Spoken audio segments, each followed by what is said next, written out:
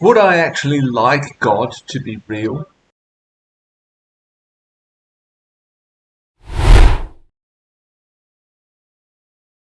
Those of you who've been following my channel for a while will know that I don't believe in God. In fact, I don't believe in anything supernatural. In part, this is a question of definition. For me, the concept of the supernatural is an oxymoron. Anything that actually exists, that actually is by definition part of the natural world. Maybe a part of it that we haven't noticed or encountered before, but still part of it. So, if you were to demonstrate to me the existence of ghosts, for example, I wouldn't interpret them as a supernatural phenomenon, but as a natural phenomenon that we don't fully understand yet, or barely at all. But I would be happy to see them as a subject of observation and experimentation. Maybe we learn new laws of nature. Nature might be bigger than I imagined, but it's still nature. I can see no reason to think otherwise with respect to ghosts than, say, with respect to quantum physics.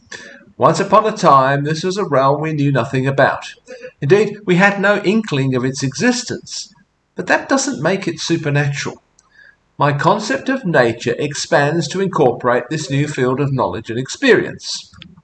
Arthur C. Clarke's third law states that any sufficiently advanced technology is indistinguishable from magic. I would argue that this applies also to the underlying principles of science. At first, some elements of quantum physics look like magic, or at least the supernatural. What Einstein called, in fact, spooky action at a distance.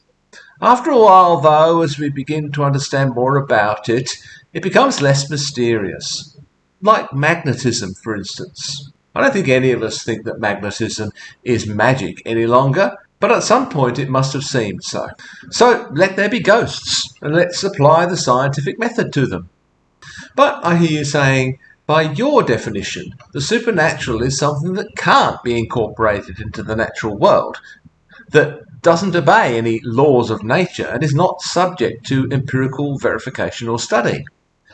Well, okay, but that's kind of problematic, isn't it? If something is not subject to study, how exactly can I experience it or even know of its existence? Consider something such as telepathy, for instance.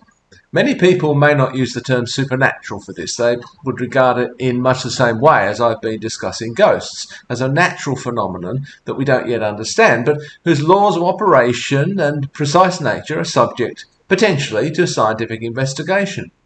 Maybe some of this is pseudoscience rather than science, and most people are just trying to justify a belief that they hold for other reasons. But I'm willing to grant that some of it is genuine science. If, after a while, we've performed a vast array of experiments and, after all that, found no strong evidence for this phenomenon, maybe we should begin looking for other explanations for this phenomenon.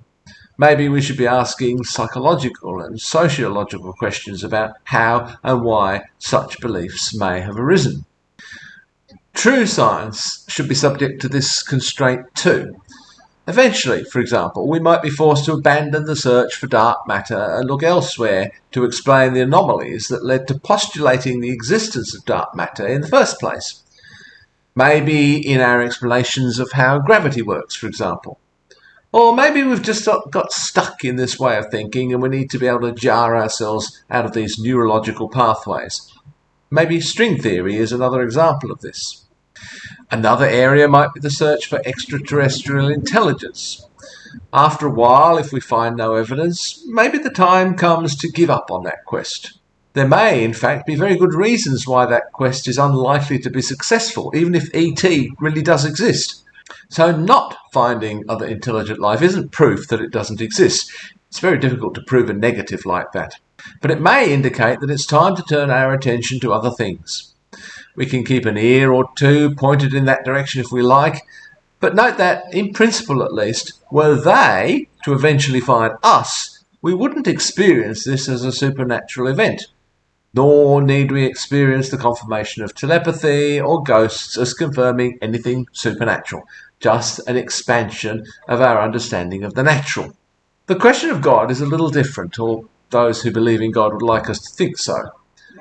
I see no evidence for the existence of God, nor indeed any indication that we should be looking for any such being. I can see nothing in the world that would require postulating the existence of God. Unless, that is, you want to use God as an explanation, say, for the perturbations that gave rise to the idea of dark matter, or to use God as an explanation for any other currently not fully understood phenomenon, such as the underlying causes that some scientists think must be at a deeper level than current quantum theory takes us. You could do that, I suppose. It's kind of a God of the gaps, really. In which case, this God hypothesis would need to be subjected to the same scientific criteria as any other hypothesis: observation and experimentation. You would need to make some testable predictions based on this hypothesis.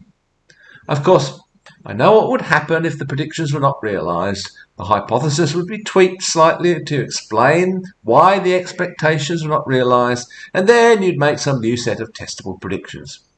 I'm sure physicists know what I'm talking about.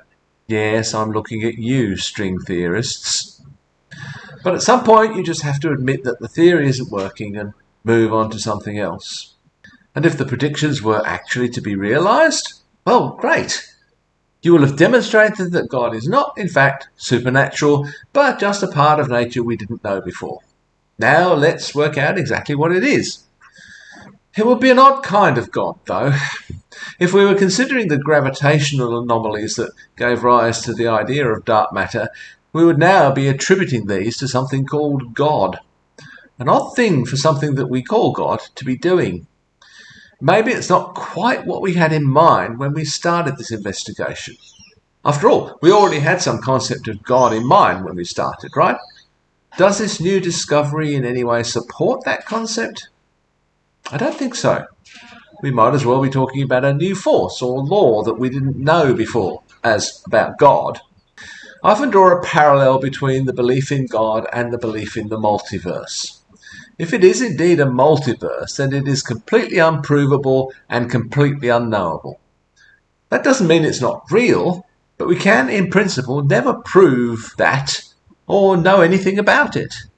If we can observe it or interact with it in any way, then we're no longer actually talking about a multiverse, just a bigger universe with properties we didn't realize it had before. Nature just got bigger. I think it's kind of the same with the concept of God. If we can prove that God does exist, and the only way we can do that is to observe and measure some kind of interaction between God and the universe, then the universe just becomes a bit bigger and includes something which, for some reason, we call God. If God is completely undetectable in principle and cannot interact in any way with this universe, then I can't prove to you that such a being doesn't exist, but I'm not sure it has any real relevance to me at all, or to you. Anyway, let's for a moment suppose that such a being, which we choose to call God, does actually exist. Maybe it's actually part of the universe. Let's even grant that it's a big and important part. Or let's even grant that it is indeed supernatural, but that it can in some way interact with the universe. Even with me. Do I like the idea of such a being? Honestly, I don't find the idea very interesting. The possible existence of ET I find really interesting, even exciting. It would be great if it were true.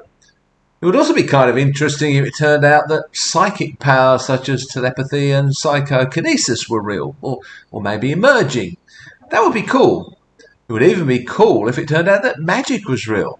Well, not the Harry Potter type magic, which is kind of lame, but Galadriel style magic, especially if Cate Blanchett actually was Galadriel. The idea of Galadriel actually existing certainly appeals to me. But God? I suppose it depends what concept of God we're talking about. If it's the transcendent, unknowable, very abstract, deistic concept of God entertained by the Enlightenment, I can't say it excites me very much. I don't think that God would make a very good dinner guest. If it's the God of the Judeo-Christian tradition, no, I wouldn't want anything to do with that guy. I don't think he'd make a very good dinner guest either. But maybe if God were Alanis Morissette,